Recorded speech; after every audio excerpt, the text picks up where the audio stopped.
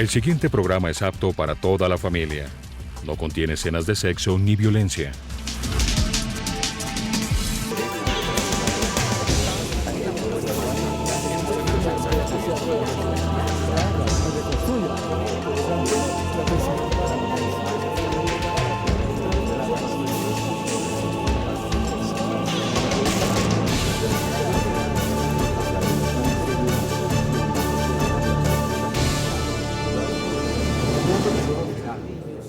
Según la ONU, la pobreza en Colombia, un país de aproximadamente 46 millones de habitantes, 21 millones son pobres, debido a una estructura social que está diseñada para que un sector reducido se ubique en las esferas de poder, mientras la gran mayoría hace parte de un núcleo de trabajadores que cuenta con bajo nivel académico, económico y social. A este factor se suman otros, como el alto porcentaje de concentración de la tierra en pocos propietarios, el desplazamiento, la guerra entre ejércitos de izquierda y derecha, la desbordada tasa de embarazo adolescente, que se calcula en 1 de cada 5 mujeres menores de 18 años, las estadísticas de desempleo, que son estructurales, porque no hay un proyecto para que todos los ciudadanos disfruten de recursos naturales, consumo, reproducción, ambiente, importación y exportación. Y por último, la exagerada cifra de viejos por jóvenes, que en el 2028 será de un joven por cada viejo, y en 2040 habrá más viejos que jóvenes. Muy buenas tardes, bienvenidos a Contrastes, porque la realidad tiene diferentes miradas. Este es un espacio creado por la Federación Colombiana de Educadores para que usted en la tranquilidad de su hogar construya opinión. Hoy nuestro tema, la pobreza, los niveles de indigencia. Según informes de Naciones Unidas, para el 2015 se esperaría que 1.000 millones de personas estuvieran en el sector de la pobreza y la indigencia. En América Latina mueren más personas por la hambruna, la pobreza, que por el mismo factor de los conflictos internos que se vivan en las regiones. En nuestro país, el director del DANE, Jorge Bustamante, anunció que el número de pobres en Colombia en el 2011 fue de 15.242.000 personas, de las cuales 4.744.000 están en pobreza extrema o en la llamada indigencia, es decir, se redujo 3.1% porcentuales entre el 2010 y el 2011. Esto en cifras suena hasta alentador, pero en la calle, en el diario vivir, nosotros nos encontramos con personas en situación de desplazamiento, pobres, indigencia. Ese es el diario vivir en Colombia y en América Latina.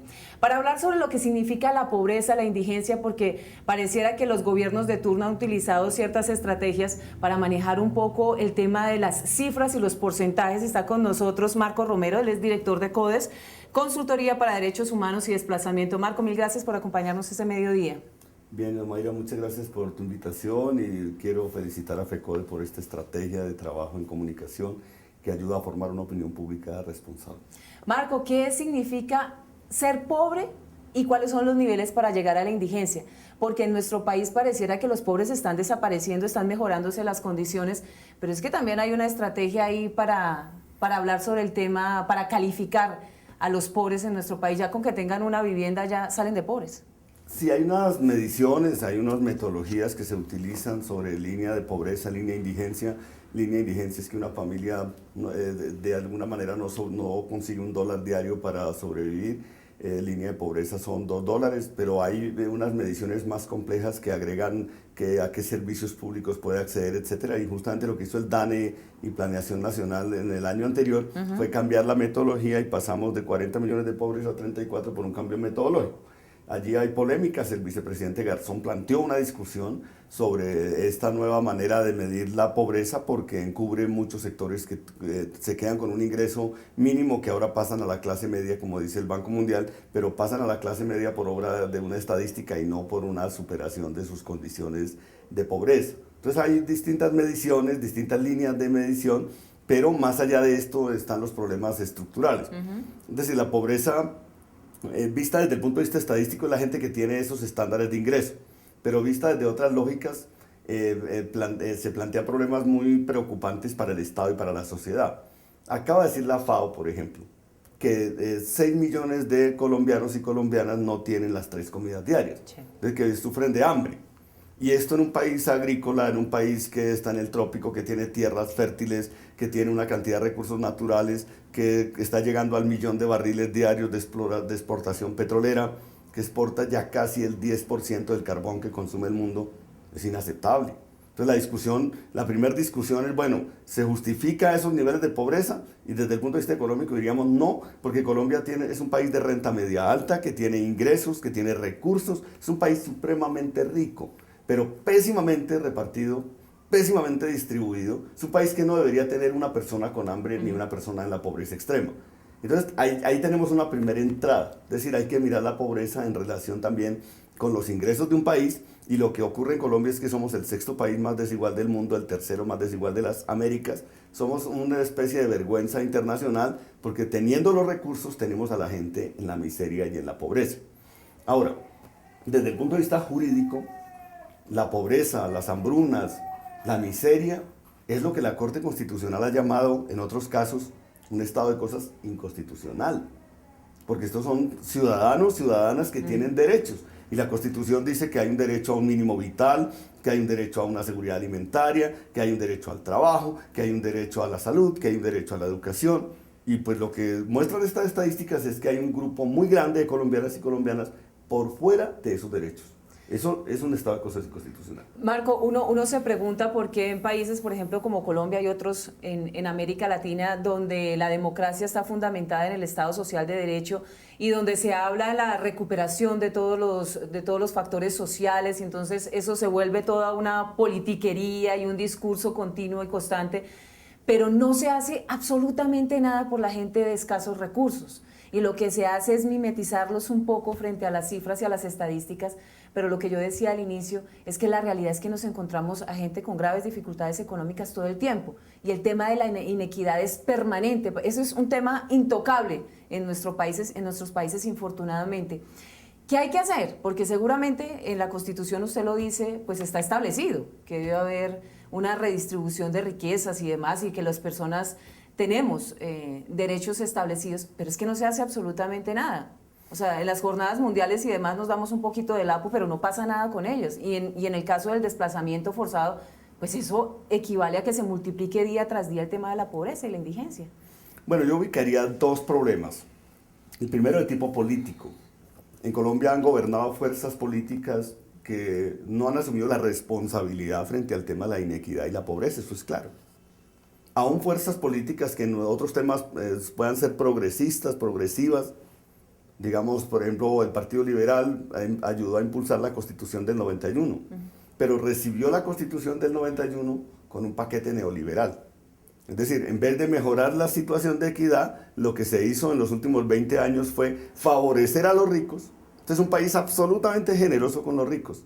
Tiene una carga fiscal que oscila entre el 13 y el 15% del Producto Interno Bruto, cuando Estados Unidos cobra el 28%, Brasil cerca al 30%, Europa cobra el 40%, 45%. Es decir, aquí, si se quiere tener una red de protección social, se necesita hacer una inversión, y las inversiones no se pueden hacer cobrándole más al pobre o empobreciendo a la clase media, sino cobrando a quienes tienen los ingresos y los recursos fundamentales de la sociedad. Este es un primer problema, es decir, hay grandes intereses de por medio. Este es un país de subsidios para los ricos, para la banca cuando se quiebra, para los productores de agrocombustibles, para los productores de flores cuando hay un problema cambiario, para muchos sectores, los fondos ganaderos, hasta para el combustible de avión. Este país ha entregado subsidios, pero cuando hablamos de los pobres, los subsidios son miserables. Son programas minimalistas que no sacan a la gente de la pobreza en la medida en que no le dan una capacidad de autosostenimiento. Pero hay un problema político. Ahora, ese problema político se ha agravado por la guerra, porque la guerra lleva a que el país esté concentrado más en la discusión de si hay guerra o paz, que es un tema esencial para este país, pero no se discute el modelo económico, no se discute las consecuencias de un determinado modelo económico. Entonces terminamos en una especie de desgracia, como diría el profesor Páramo, el exrector de la Universidad Nacional, quien solía decir que un país muy rico, que tiene mucha riqueza, pero que no tiene un sistema político democrático para administrarla, termina teniendo una gran desgracia. Eso es lo que nos ocurre en Colombia, un país muy rico con una desgracia enorme en términos de equidad. Pero el otro problema es cultural. La sociedad colombiana está acostumbrada a que haya niños que mueran de hambre, a que haya personas en la indigencia, y se ha inventado incluso unos sofismas para justificar esto. Por ejemplo, a nivel popular, mucha gente considera que la gente que está en la indigencia es que está haciendo un gran negocio en el semáforo, o es porque se lo merece. No porque hay una estructura de inequidad, no porque los niveles de acceso a la universidad pública son minimalistas frente a las demandas que hay en la sociedad, no porque haya un modelo económico que excluya una serie de sectores sociales, sino que se justifica la inequidad. Por ejemplo, el alcalde de Medellín decía, hoy hemos logrado evitar que haya tantos niños muertos de hambre, pero hace 2 años morían 100 niños en Medellín de hambre al año. Entonces, y al país le parece esto normal. Entonces, que los desplazados estén en una situación de una tragedia social les parece a todo el mundo normal. Valga decir, los desplazados tienen una situación bastante grave porque el 95% están bajo esas líneas de pobreza. Es decir, que proporcionalmente hablando, los desplazados están en una situación mucho más radical de pobreza que el resto de la población pobre y el 80% están en indigencia y el país le parece normal. Entonces hay que romper estos argumentos que buscan naturalizar, justificar esta situación de inequidad. Hacemos una pausa y ya regresamos en Contrastes.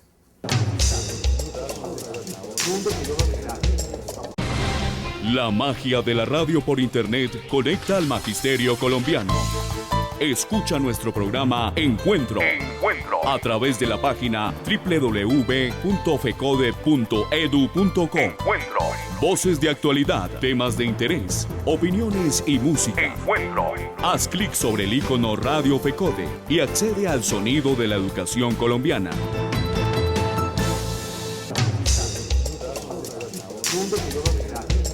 Estamos de regreso en Contrastes porque la realidad tiene diferentes miradas. Este mediodía hablando con Marcos Romero, él es director de CODES, Consultoría para Derechos Humanos y Desplazamiento, el tema de la pobreza, las hambrunas, la inequidad, que son temas que infortunadamente en nuestros países, hablo de América Latina, se han convertido en una constante y no se hace absolutamente nada sobre eso, además de generar discursos populistas y demás, pero sobre la transformación de la vida y los imaginarios de los pobres, poco se hace. ¿Cómo transformar esos escenarios? ¿Cómo romper esas barreras para que la gente pueda reivindicar sus derechos de una manera pacífica? Ahora estamos en el proceso de paz y pues por supuesto se sabe que va a costar mucha plata y demás, y el tema del posconflicto va a costar muchísimo más. Vamos desplazando, vamos abordando un problema tras otro, pero los otros los vamos dejando atrás. Y esto es un tema social que se convierte en una bomba que en cualquier momento puede explotar en países como Colombia, el tema de la pobreza absoluta. Yo creo que una mirada solamente de cuánto cuesta atender a los pobres es equivocada, porque en buena medida, pues cuando hemos tenido grandes crisis, por ejemplo la crisis de los años 30 en Estados Unidos, que la causa de la crisis, decía Keynes, un economista muy prestigioso a nivel mundial, él decía, la causa de la pobreza es la inequidad y la pésima distribución, porque cuando tú distribuyes mal los recursos, la gente no tiene con qué comprar lo que los demás producen teniendo un gran capital en sus manos. Entonces aquí se necesita equilibrar la riqueza incluso para que la economía capitalista funcione. Eso es un poco el tema de lo que está discutiendo hoy Obama.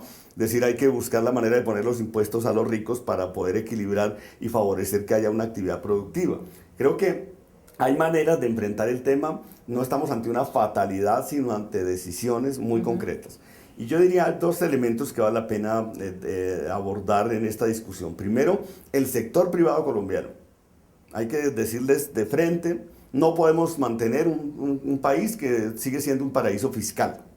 Hay que asegurarse de que haya una perspectiva distributiva, tanto en el plano fiscal como en el plano de la tierra y como en el plano de otros ámbitos en los cuales se busca acceso de las personas a tener un capital productivo y una oportunidad productiva. Los empresarios siempre han dicho que primero hay que construir riqueza y luego se distribuye, pero cuando la economía crece no distribuyen nada. No. Y cuando no crece dicen que ellos son los primeros damnificados, e incluso recuerdo un presidente del Consejo Gremial reciente que proponía lo mismo que propuso la señora Lagarde, la directora del Fondo Monetario Internacional, eliminar las normas de salario mínimo, porque es mejor tener más empleados con medio salario mínimo que tener menos empleados con un salario mínimo. Sí, porque se decía que el salario mínimo era el generador de la pobreza. Una señora que se gana cerca de 1.000 millones al año proponiendo eliminar el salario mínimo. Esto es una de las cosas que es absolutamente inaceptable, y aquí los empresarios propusieron lo mismo, que se redujera y se eliminara la barrera del salario mínimo, en vez de pensar que una sociedad que tiene más equidad, que tiene más educación, que tiene más salud, es una sociedad que tiene más capacidad productiva.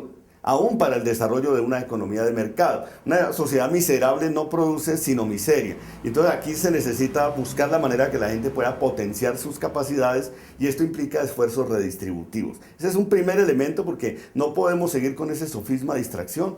Yo recuerdo en los libros de historia que a López Pumarejo le decían que había que mantener los excedentes que se estaban generando de los procesos incipientes de industrialización en esa época en manos de los ricos porque otra manera sería desestimular el crecimiento. Eso es lo mismo que se ha dicho 100 años. Yo creo que esa es una mirada absolutamente equivocada e irresponsable desde el punto de vista social. Lo segundo es que hay que mirar el laboratorio de políticas públicas que están haciendo en América Latina y en Colombia aún. Por ejemplo, en Bogotá, recordemos, hay que reconocerle a la gente las cosas. Lucho Garzón dijo un programa Hambre Cero y estableció un programa de comedores populares que logra resolver, así sea de manera asistencialista, el problema de la alimentación de los niños y sacar a mucha gente de la miseria y de la pobreza. Este programa se ha mantenido en Bogotá y se ha desarrollado cada vez más y se ha tomado ya en Medellín, en Cali, en Pasto, en muchas ciudades del país. Sí, ha sido emulado. Entonces hay que buscar la manera de que ese tipo de programas que buscan resolver estos problemas vaya más allá, pero el reto más grande de las políticas públicas nuevas, de quienes están intentando soluciones a estos temas, es romper el asistencialismo. ¿Y el asistencialismo qué es? Que a ti te dan un subsidio pequeño que te mantiene en la miseria. Y no es que esté mal darle un subsidio de familias en acción a una persona, porque a nada prefiero un subsidio de familias en acciones, no tengo ninguna duda al respecto. El tema es cómo logramos que, como dijo alguna vez un experto canadiense, es mejor dar un subsidio muy fuerte que saca a la gente de la miseria a dar un subsidio frágil que mantiene a la gente en la dependencia y en la necesidad y que por lo tanto se vuelve permanente. A Colombia los subsidios se le vuelven permanentes porque no logran sacar a la gente de la vulnerabilidad en la que está. Precisamente ese tema, la gente se ha venido acostumbrando a los subsidios y como usted lo dice no es tan mal porque les ayudan un poco a sobrellevar las cargas en materia económica, en alimentación y demás con sus hijos. El tema es que uno se vuelve un factor básico en el tema de las elecciones y demás. Entonces ahí se potencializa el tema de los subsidios y vuelve y se toca una población que es absolutamente vulnerable, que es la de escasos recursos o lo que estamos hablando hoy en niveles de pobreza extrema. Entonces se siguen utilizando, son una población que marca en el escenario político. Ellos siempre son un poco lo de mostrar y el tema de los subsidios son de manera coyuntural. Pero nunca se piensa en medidas radicales para acabar con esa línea de pobreza, dar posibilidad de reivindicación de derechos, acceso al trabajo, acceso a la educación. Siempre nos quedamos como en ese empujoncito que sirve en el escenario político, pero que realmente no transforma las políticas sociales en nuestro país. Yo vería dos problemas allí. El primero, el tema político. En algunas regiones de Colombia opera el clientelismo como regla. Y entonces la gente prefiere apelar a una mediación clientelista a no tener nada. ¿Esto cómo se resuelve? Yo recuerdo al doctor Hernando Gómez Buendía, que escribió un libro sobre el clientelismo hace ya varios años, y él tenía una teoría impresionante. Él decía, el clientelismo no solo es un problema moral, es un problema de cómo está organizado el Estado. Y entonces, donde no hay Estado de Derecho, tiende a haber clientelismo.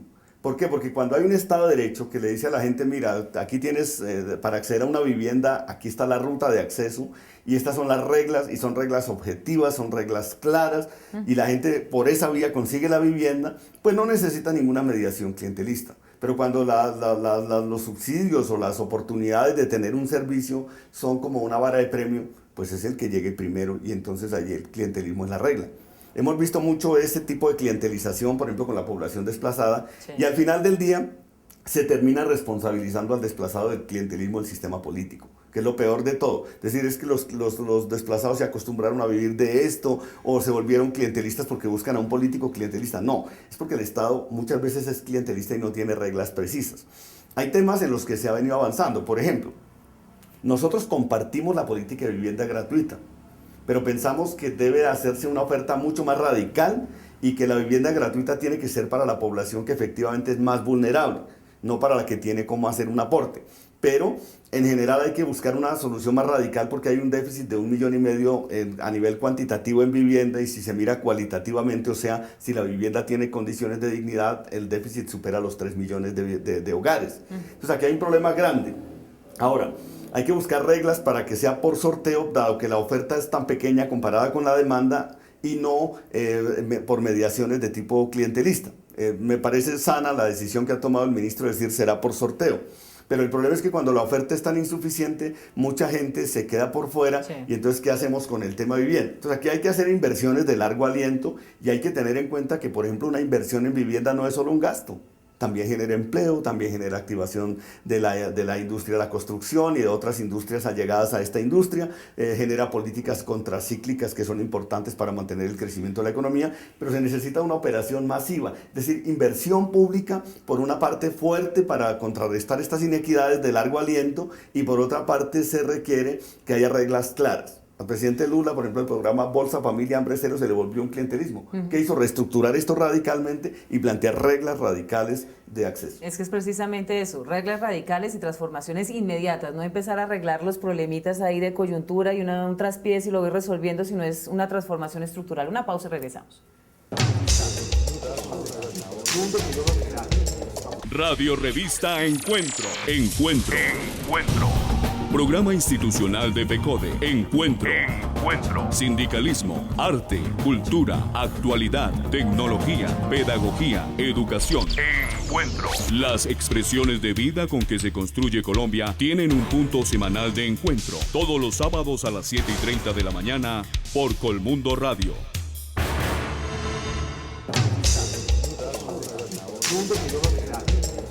No hay día en el que no nos encontremos con una movilización, una marcha, un grupo de personas que están reclamándole a los gobiernos de sus países, a los gobiernos de turno, políticas sociales. Estamos casi que en un momento histórico donde es la población la que tiene la oportunidad de comenzar a presionar a los gobiernos para transformar.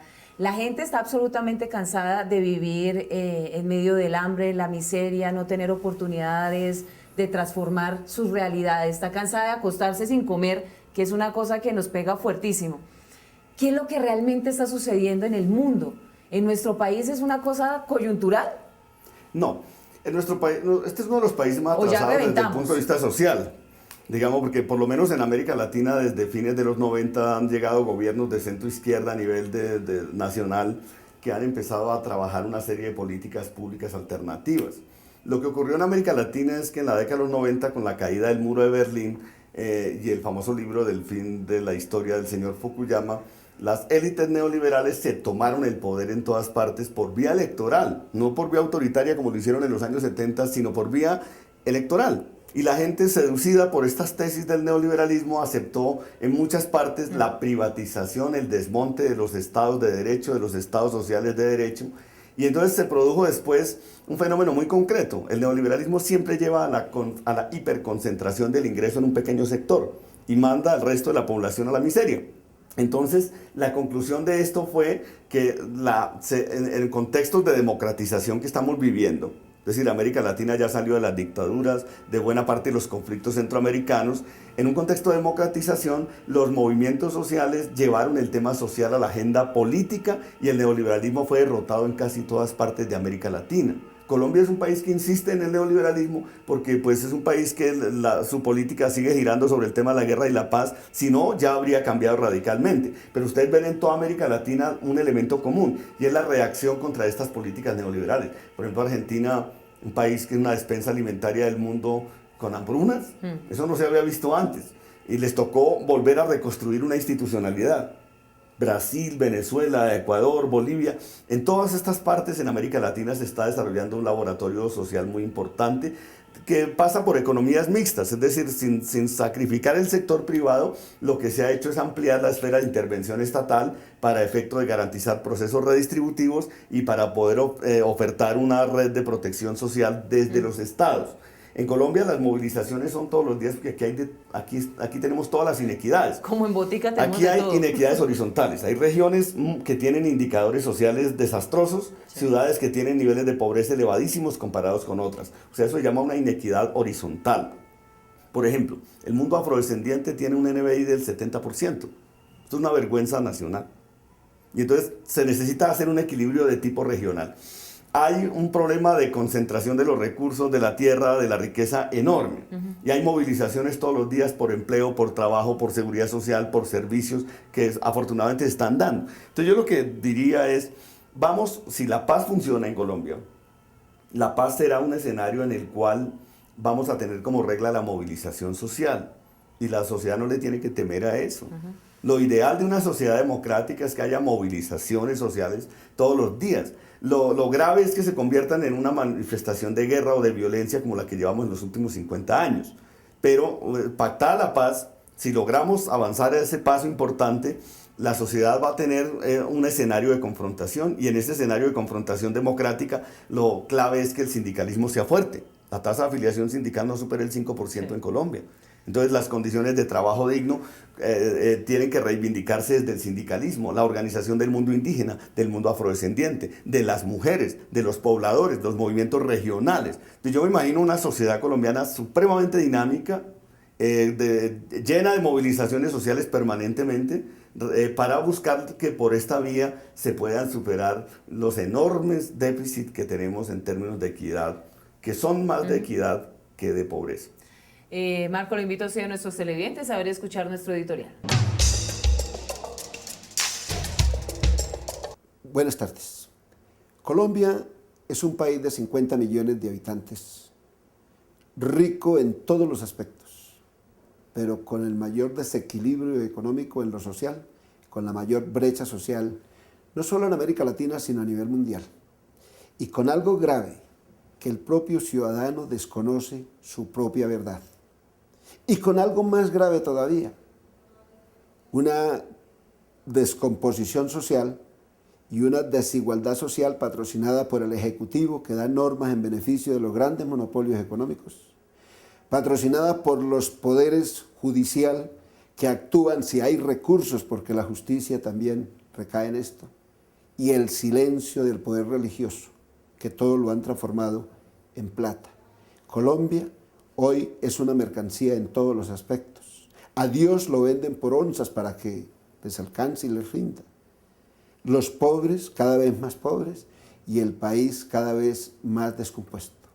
Nosotros los educadores y las personas de bien tenemos que recapacitar, tenemos que darnos cuenta qué país tenemos y qué país queremos, y empezar a transformar a través de la educación, que hoy también ha sido degenerada por las propias políticas de Estado, a buscar una recomposición social, una reingeniería social.